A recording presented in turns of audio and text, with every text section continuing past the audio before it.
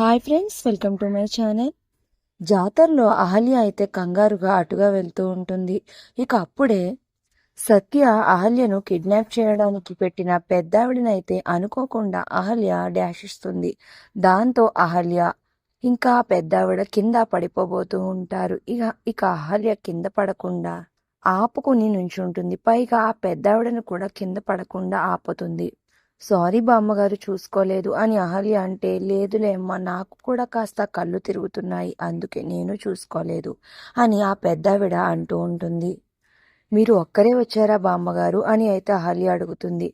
ఇక్కడ పక్కనే కార్ దగ్గర మా వాళ్ళు ఉన్నారు, కాస్త అక్కడ దాకా తీసుకెళ్తావమ్మా అని అయితే అడుగుతుంది ఆ బామ్మ. సరే బామ్మగారు, తీసుకువెళ్తాను అని అహల్యను మాయమాటలు చెప్పి ఆ పెద్దావిడ అయితే సత్య రమ్మన్న స్పాట్కి అయితే తీసుకుని వస్తుంది.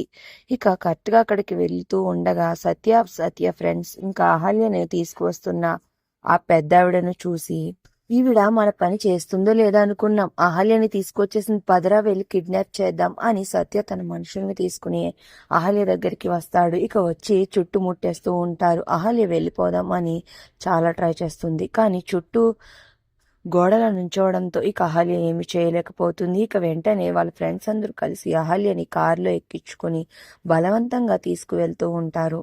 ఇక మరో పక్కన హాస్పిటల్లో అయితే గౌతమ్ ఏదో సీరియస్గా సర్జరీ చేస్తూ ఉంటాడు. మరి ఇప్పుడు అహల్యని ఎవరు కాపాడతారు అనేది నెక్స్ట్ రివ్యూలో తెలుసుకుందాం. వీడియో నచ్చితే ప్లీజ్ సబ్స్క్రైబ్.